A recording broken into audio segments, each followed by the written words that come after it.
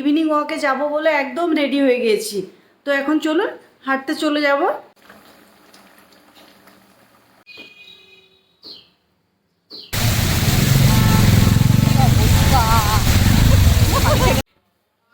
Daily লাইফের আরও একটি ব্লগে সকলকে স্বাগত। আশা করি প্রত্যেকেই ভালো আছেন এবং সুস্থ আছেন।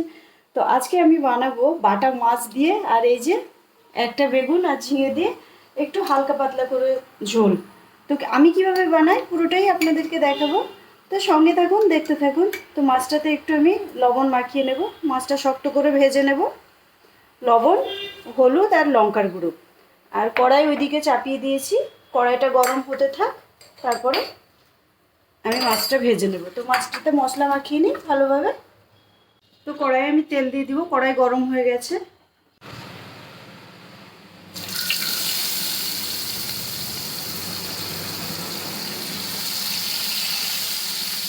প্রথমে এই চারটাকেই খুব ভালোভাবে ভেজে নিই। তো আমি বেগুন আর ঝিঙেটা কেটে নিই।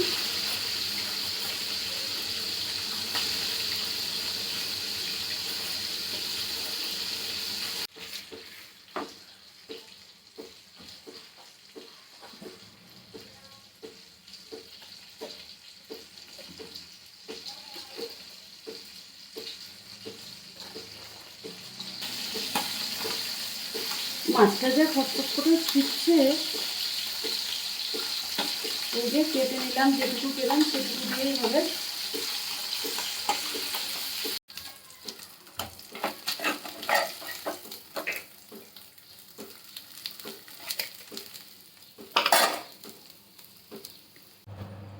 পাঁচফোড়নটা দিয়ে দিলাম, দিয়ে আমি দেবো এবার এতে একটু আগে হলুদ, নাহলে ওই মশলাটা ছিটাবে, সেটা গায়ে এসে পড়বে, অসম্ভব ব্যাপার। আর এখানে পেঁয়াজ, শুকনো লঙ্কা আর টমেটো দিয়ে বেটে রেখেছি, তো এটা আমি পুরোটাই দিয়ে দেবো। আদা রসুন কোনো কিছুই ব্যবহার করিনি। তো এবার আমি একটু মশলাটা নেড়ে দিই, তারপরে একে একে র্যান্ডাম মশলাগুলো দিয়ে দেবো। তো এবার মশলাগুলো দিয়ে দিই। এটা দিলাম জিরের গুঁড়ো, মশলাও প্রায় শেষ হয়েছে। এটা ধনে গুঁড়ো, আর আমি একটু ঝাল খেতে পছন্দ করি, তাই আবার ঝাল দিয়ে দিলাম। দিয়ে আমি মশলাটাকে আর কেটে রাখা ঝিঙে আর বেগুনটা দিয়ে দিলাম, দিয়ে আবারও নাড়িয়ে গ্যাসটাকে বাড়িয়ে মশলাটা দিয়ে এগুলো আবার কষে নেব। বেগুন আছে তো বেগুনটা ভাজিনি, তাই এবার জল দিয়ে দেবো।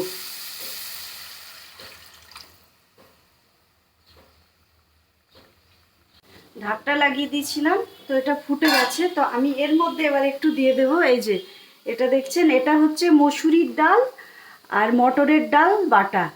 একদম এটা বড়া হয়ে যাবে, তেলে ভাজার প্রয়োজন নেই। তাহলে কি বলুন তো, তেলে ভাজলে তো ওটা ক্ষতি হবে। তো যাই হোক, আমি এগুলো এবার দিয়ে দিই। গ্যাসটাকে বাড়িয়ে দিলাম। এটা আমার ভীষণ পছন্দের একটা জিনিস, মানে প্রিয় খাবার বলতে পারেন। তো সম্পূর্ণটা দিয়ে দিলাম, দিয়ে আমি এবার এতে দিয়ে দেব মাছগুলো। মাছগুলো আমি এক পাশ করে দেব। এই যে হয়ে গেছে। এবার যেহেতু ফুটে গেছে, তো আমি মাছগুলো একে একে দিয়ে দিই, এক সাইড সাইড করে দেব।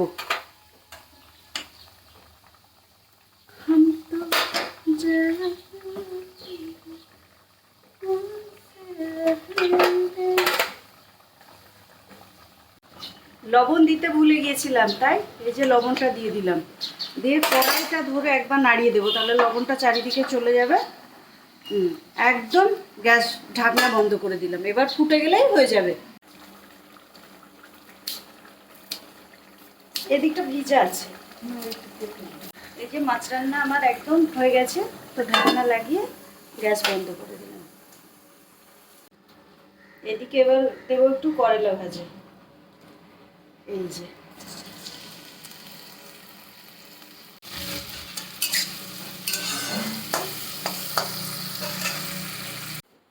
ইভিনিং ওয়াকে যাব বলে একদম রেডি হয়ে গেছি। তো এখন চলুন হাঁটতে চলে যাব। তো এই যে আমরা যেখানে হাঁটতে যাই স্কোয়ার ফিল্ডে, তো হাঁটা আর পসিবল হয়নি। এক রাউন্ড হেঁটেছি পুরো মাঠটা, তারপরে এই যে প্রচুর বৃষ্টি শুরু হয়ে গেছে। তো পাশেই একটা দোকান ছিল, সেখানে গিয়ে প্রায় 45 মিনিট অপেক্ষা করলাম।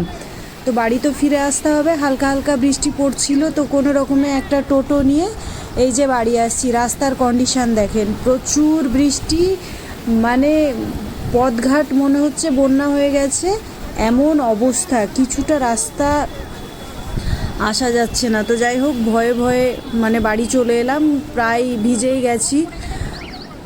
সাংঘাতিক বৃষ্টি, এটা ভাবতেই পারিনি। প্রত্যেকেই ভালো থাকবেন, সুস্থ থাকবেন, নিজের